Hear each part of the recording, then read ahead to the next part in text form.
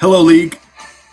It is I, your commissioner, here to go over a different type of video, not a power ranking, maybe, or a full recap or whatnot. I wanted to just do a round one playoff format, just view of the league and see where we're headed, where we're going to go. I apologize for this video being a little bit late. The New York Mets have a terrorist running their organization who has ruined my day twice. I promise to be better than that man. I will lead you all in a better way than that man does. I won't even say his name. I have a better chance of saying Richie's name on here than his name. Without further ado, I want to briefly go over, I could do power rankings. Realistically, here are the power rankings. There are 4 teams without a chance. Mike Russell, Andrew Antaki, Pat McCann, and Christopher. How could I? Oh, Christopher, I didn't forget you. I knew you were there. I had to think for a minute. Yes, those 4 gentlemen will not be in the playoffs this year. Some of them surprisingly aren't in. Some of them are not surprisingly not in. Be it as it may, they will be looking forward to next year. The other 8 individuals in the playoffs understand that power rankings mean nothing at this time of year. What matters is scoring 0.02 more than your opponent. I would say 0.01, but you can't score 0.01. If you know the league, you know that rule. I will briefly go over what happened last week. It was not a boring week. It was a little bit of a letdown. We didn't have any surprising things happen. We almost did with Jalen Hurts going negative. But no, it was a lot of chalk. Tui got his victory over Chris, which ended Chris's season. Rich did what he had to do. He beat Kyle, and it was status quo. There was no reshuffling of the 8th seed. Tui was the rightful 8th seed, and we have our playoff format. So without further ado, I'm going to do a preview of this week's playoff round 1 matchups. There are 4 great matchups. I think it's excellent to see. This is what's great. You got a matchup. I'm looking at the screen right now. That's within less than a point.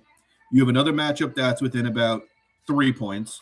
You have a matchup with me and Kyle, where Kyle's about a 5-point favorite. And then you have a matchup where I'm going to start with a 17-point differential. And let me tell you, folks, the man who is favorited by 17 is terrified. He's terrified, and his name is Luke Bonomo, and he's going up against John Tui Eitenbag. Now, listen, Tui's team on paper is nothing to write home about, but that doesn't matter. Luke's going up against something a little different. Luke is going up against something that the Boston Red Sox went up against from 1918 to 2004. There are supernatural forces that Tui possesses that Luke just has to overcome at some point. I mean, I don't know if he has to do a press conference calling Tui his daddy. I don't know what he's going to do. But he's got to do something to get this monkey off his back. He's got to do something to beat Tui. Has to be the time. It has to be the time. If not now, when? Briefly, I will go over the matchup of the players. It's Drake May going up against Buffalo. There's a lot of guys going for Luke at 1 o'clock. He does have Devon Achane playing on Monday Night Football, which is going to be must-watch television. Amon-Ra is going to be in a huge game on Sunday. It's a great regular football game. Hopefully Roma Dunze plays. I don't know. We're going to see. And then there's Eitenbag, who's got Dak Prescott. He's got George Pickens. Sunday Night Football. I can't wait to see it. It's going to be so good. It's going to be so good. Tui is projected to lose by 17. I doubt it. I think this is a very tight game. He does have Seattle defense going against Phillip Rivers. Yes, I said that in the year 2025. Phillip Rivers playing quarterback. It's going to be amazing to watch. It's just going to be an appointment television.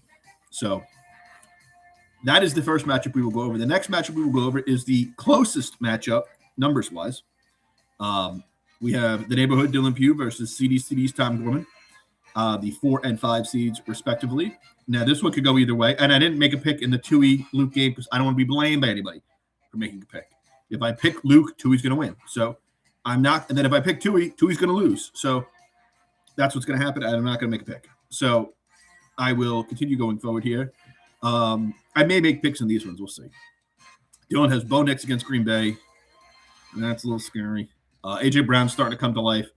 Christian Watson going against Denver. That's a little scary. Ted McMillan has been really good. If Dylan gets what he needs to out of Christian McCaffrey and Trey McBride, he's got a shot. If he doesn't have a shot. There's not much mystery to Dylan's team here. He needs to get a little bit out of Bo Nix. He needs A.J. Brown to play like the second-round pick that he is. And if, the Great White Hopes carry him, they carry him. And on the flip side here, Tom Gorman, he's got a couple of questionable matchups. He's got a couple of, Josh Jacobs against Denver. A little scary. Travion Henderson. Ramondre Stevenson's back. For some reason, they hate Travion Henderson. George Kittle's back. That'll help him. Mahomes has to be playing better than he's been. Lad McConkey is in Kansas City. I don't know if I love that.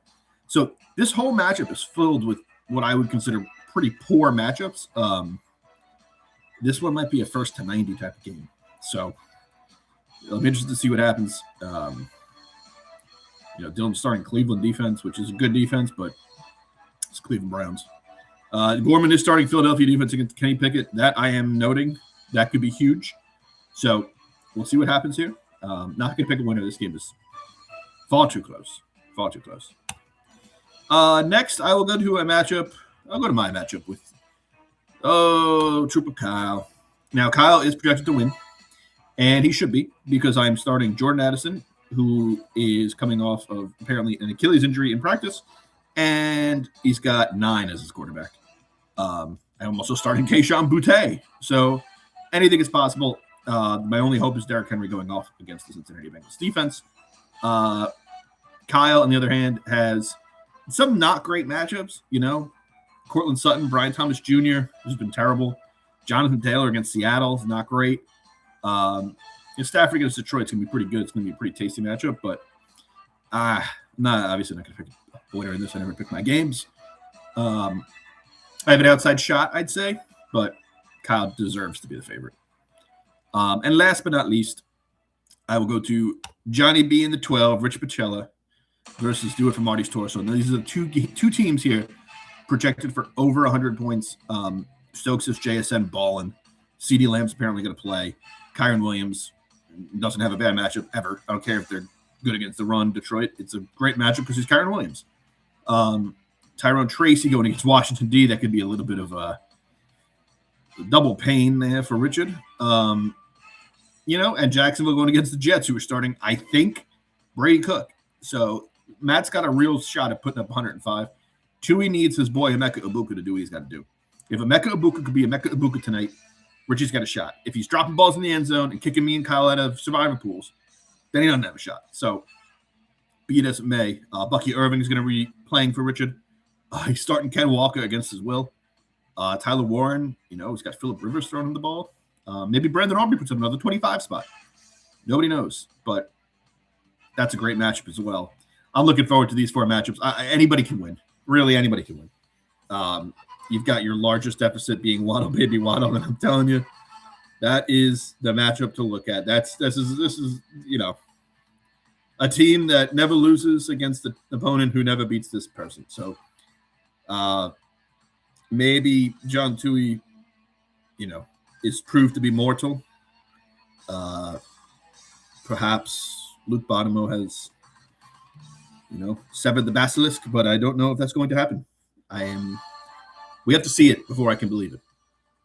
And as of right now, I can't say I believe it. So I wish you all good luck. I wish the non-playoff participants an enjoyable regular week of NFL football.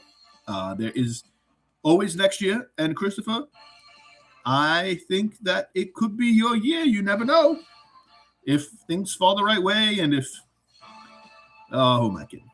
Good luck, everybody.